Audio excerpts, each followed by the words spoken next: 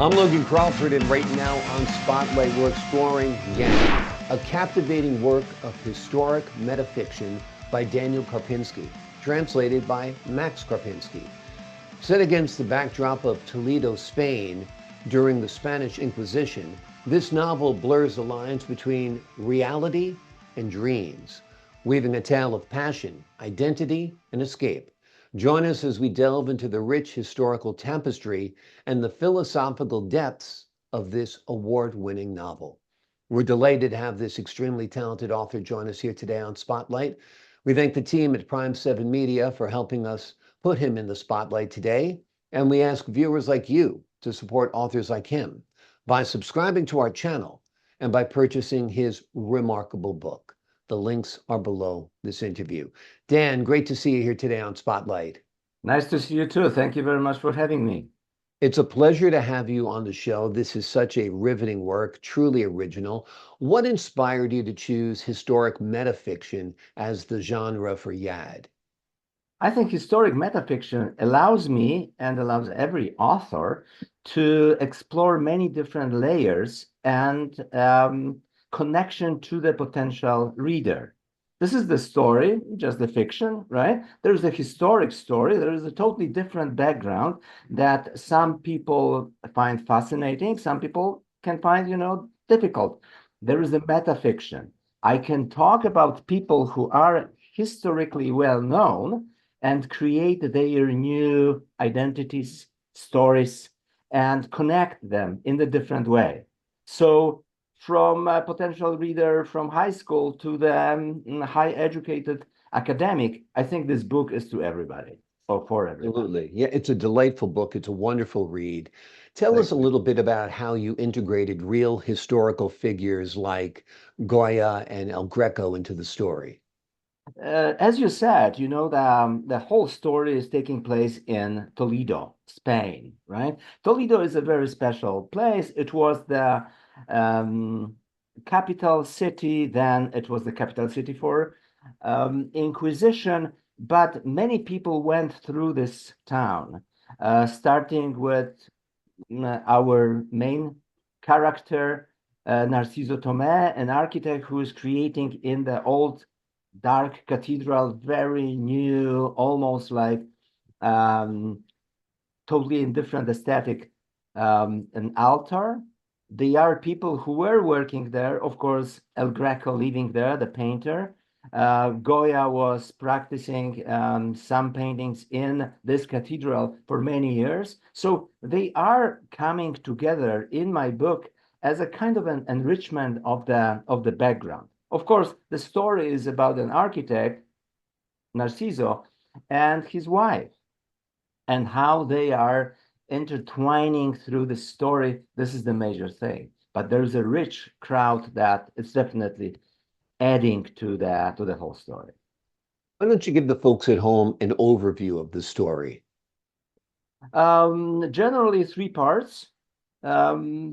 Everything is about the metaphorical space in the cathedral called Transparente, which is like a seeing through, which is also metaphorical for the story. It starts with the romance between Narciso, the architect, and one of the ladies from the city. His wife, Narciso's wife, is seeing the whole romance, the whole affair in her dreams. So practically, they are like almost metaphorical, metaphysical menage a trois in the dream, right? So it's a subconscious kind of the romance. Then there is a moment when everything is coming up to the light, and Narciso has to fly. He's flying into South Spain, meeting some very sophisticated robbers, traveling with them, working on some manchego cheese and so on, and returning to the city while his wife, disguised as Narciso, is really building this Transparente, this amazing altar. That's practically it. It's about the betrayal, love, redemption, and love again. Well, those are all great themes to explore. I think they're the I story of hope so. humanity, the story of life, and what propels us often through this life. What is the significance of the poem by St. John of the Cross that you used in the book? Um, I'm I'm joking many times. I was joking many times that those 2 pages of the of the poem are the best pages in my book. Um, the poem is written by a saint. It's created as a base for the philosophical book in one of the religions, right? It's extremely important and accepted by the authorities. What it is this story in the little poem? The soul, the lover, is looking for another lover who is, please forgive me, don't think that I'm trying to be blasphemous, God itself, himself, right? So two lovers, soul and God, are meeting. They are very, in this poem, very real. They have hands, bosom, they love each other, right? But the love between them is kind of strange because God is strangling the soul. So this is the short story about my book. This is exactly the same. A lover meets another lover. It's not God, but it's going through the same kind of the um, convoluted um, development. What is the significance of that? It's a part of the story. It's a quotation of the story, and it's like a shortcut to the story. Read Very, just very those two cool. I thought pages. it was a great device, very, very creative. What Thank you. does the title Yad symbolize within the context of the novel? Right.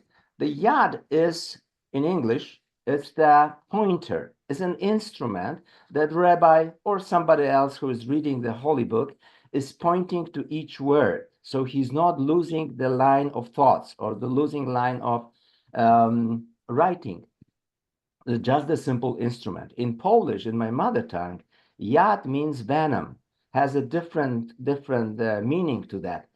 In my book, the pointer, this yad, is appearing in the different form as a tool, as an, I would say, even some kind of the abusive element to control and to um, create the distance between other people. So it's a kind of the twist that something that is really reading, that is really using for or used for reading, that it's something that is used for reading, it's really used for abuse. This is also a kind of a metaphor of controlling my readers, potential readers, right? This is the story, follow this story.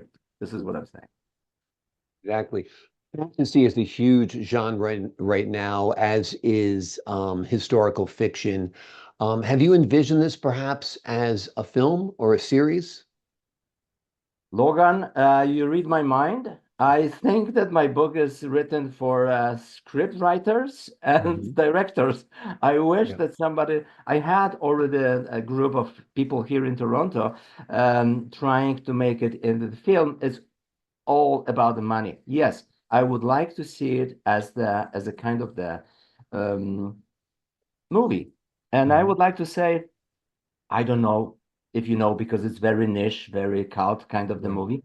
The Polish movie called uh, Saragossa Manuscript. Saragossa Manuscript was somehow um, enhanced and published by Hollywood lately, right? This is the old movie, Polish movie from 60s, black, white, and that came as a new cult movie. It's exactly the same thing.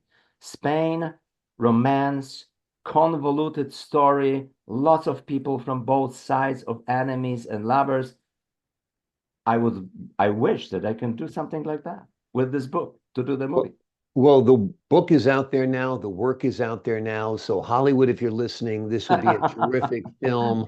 And that's the magic of putting something in print. You Yes, never know whose hands it's yeah, going to wind up in. The absolutely. name of this book is Yad. It is a captivating work of historic metafiction. It is written by Daniel Karpinski. It was translated by Max Karpinski. It is set against the backdrop of Toledo, Spain during the Spanish Inquisition. Yeah. And this novel blurs the lines between reality and dreams, weaving a tale of passion, identity, and escape. You will just love it. You will get lost in the pages. Daniel, thank you so much for joining us here today on Spotlight. Thank you very much. I really appreciate that. I appreciate your time, sir. And to the folks at home, I'm Logan Crawford, thanking you for your time this time until next time on Spotlight. Thank you.